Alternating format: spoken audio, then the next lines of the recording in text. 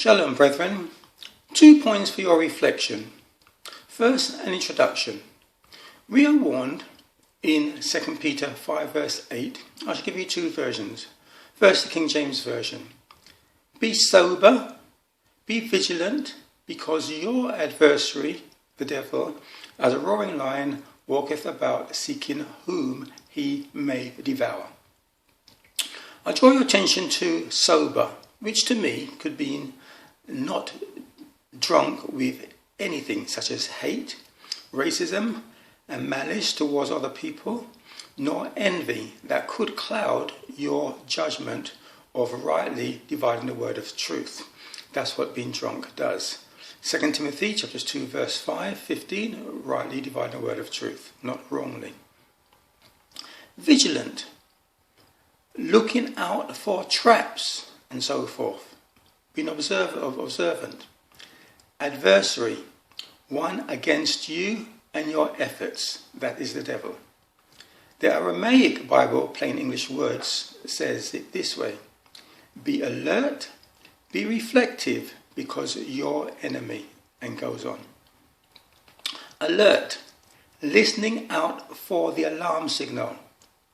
Reflective, consider your choices and information received, not just take things at face value or what you are told. Assess them whether they are of God by a proper understanding of his word, or by the devil by an interpretation of yourself, your character, your preferences and so forth, denomination, man or government ruling. It is through such sources that the devil, your enemy, your adversary, seeks to devour you by causing you to miss out on God's promise, as he did with Eve through subtlety, and Adam followed her deception as you may be following others. Your enemy is not the one nor their words you may not like because of their manner or various prejudices. Proverbs 27 verse 6. Faithful are the wounds of a friend, but the kisses of an enemy are deceitful. Hebrews chapter 12 verse 6. For whom Yahweh loveth, he chasteneth, and scourgeth, means beats, every son whom he receiveth.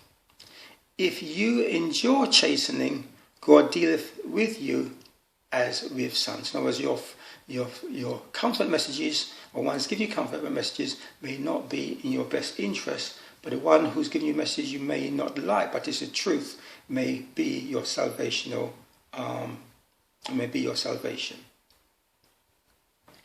So my point one is, as a result of a conversation I was having with a black Hebrew Israelite believer.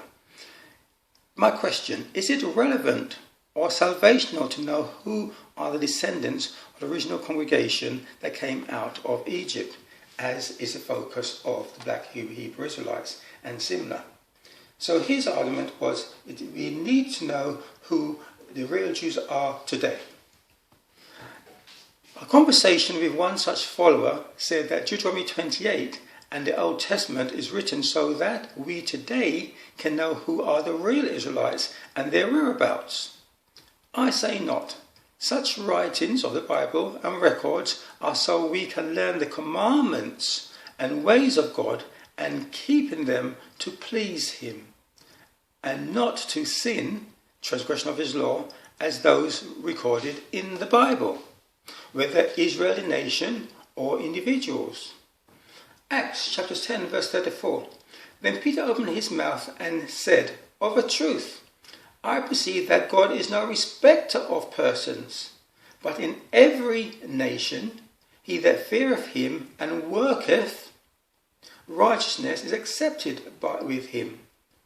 So do not be hypnotized nor deceived by focusing nor following who are the real Israelites today. It is a waste of time and of little to no advantage to you and your personal salvation. Ancestry did not help Solomon, a son of David, a man after God's heart. Yet Gentile Cornelius of Acts chapter 10 was saved and got God's favour. Romans chapter 2 verse 28. For he is not a Jew, which is one outwardly, neither is that circumcision which is outward in the flesh. But he is a Jew, an Israelite, let's say, which is one inwardly, and circumcision is that of the heart, in the spirit, and not in the letter. In other words, not in your ancestry. Whose praise is not of men, because you're from the stock of Abraham or whatever, but of God. But the books of Kings and Chronicles tells of offspring of good, meaning obedient, and bad, meaning disobedient kings, who were judged by their deeds, not their lineage. Romans chapter 15 verse 4. For whatsoever things were written before time were written for our learning, that we through patience and comfort of the scriptures might have hope. So that is the purpose of Deuteronomy 28 and other scriptures, that we believe what God said that would happen, and it did happen, so we can have hope in the writings. 1 Corinthians chapter 10 verses 1 and more makes it even more clearer. Moreover, brethren, I would not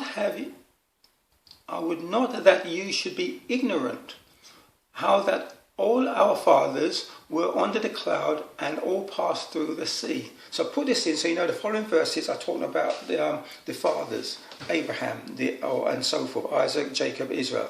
And it goes on from verse 3. And did all eat the same spiritual meat, and did all drink the same spiritual drink, for they drank of that spiritual rock that followed them, and that was Christ.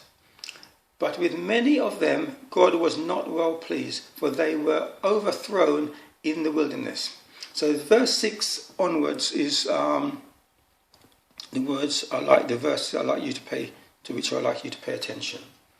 But these things were, and I was written, for our examples, to the intent we should not lust after evil things as they also lusted. Yes, it says not to know who's the real who, but not to follow the examples. Verse 7, neither be ye adulterers, as were some of them, as it is written.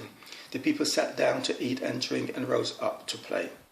Neither let us commit fornication, as some of them committed, and fell in one day 23,000.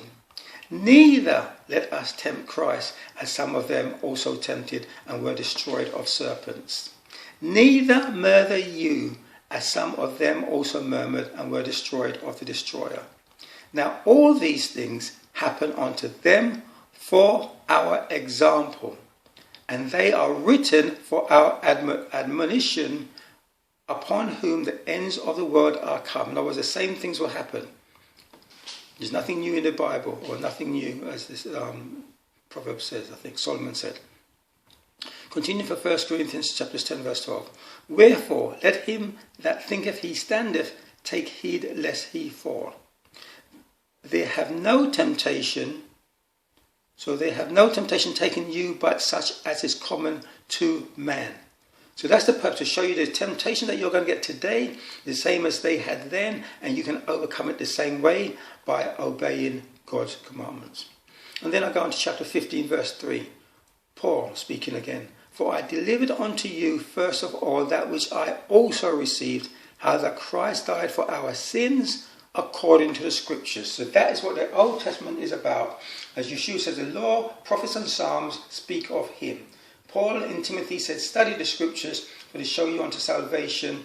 No, I think it says, from a child thou hast known the holy scriptures, which are able to lead you to salvation through Christ. I think it's 2 Timothy 3:15, if I remember rightly. So again, it's not for you to know who is today, but for you to learn from the examples and teachings of the Old Testament. And I'll end my first point with these two verses. Acts chapter 7 verse 38. This is he that was in the church, meaning the congregation, in the wilderness, and we just saw Paul referred into that same congregation, with the angel which spoke to him in the Mount Sinai, and with our fathers who received the lively oracles to give unto us. So it is there for us to know what they received, so that we can do the same thing, commandments of God. And Hebrews chapter 4 verse 2, for unto us, people of today, was the gospel, not a new or different gospel, preached as well as unto them. We learn from them, do what they were told to do. And the verse continues, but the word preached did not profit them, not being mixed with faith in them that heard it. So, the real people of God are those who obey his commandments, as Deuteronomy chapter 6 verse 5 and Romans chapter 2 verse 13 says.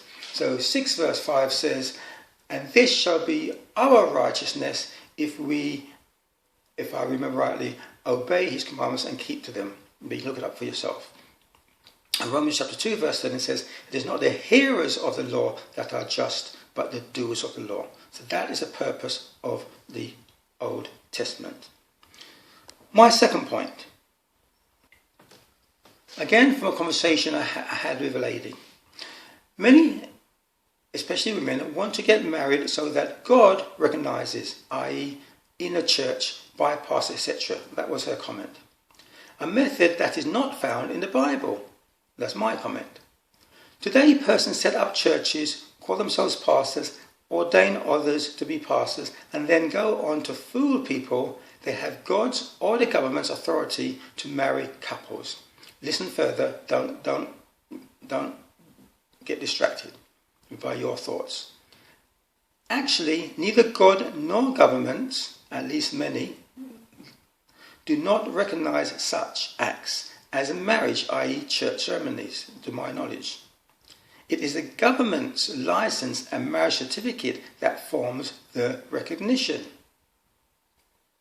Contemplate on that. It is the government's license and marriage certificate that forms the recognition. Such a church ceremony without the license or certificate and a fee, let's say that's charged, is not recognized in law. Yet a registry office method without a church ceremony is recognized in law. Again, reflect. Therefore, it is not the church nor pastor that is marrying you, but the government with their license and fee. Purely to lure you into spending money on weddings so they can earn taxes on your purchases and make merchandise of you. Some people who can't afford it are spending thousands and thousands of pounds and whatever currency they have, getting married, paying the taxes on those things, and then spending years repaying it or spending years saving up for that one day. Search the Bible and you should see God did not give the priest marriage duties nor marriage pieces of paper as confirmation of marriages. And I know people use the word wedding as translated in the New Testament when Yeshua turned water into wine, but I've covered that in one of my previous teachings which you may have heard, so I won't repeat it here.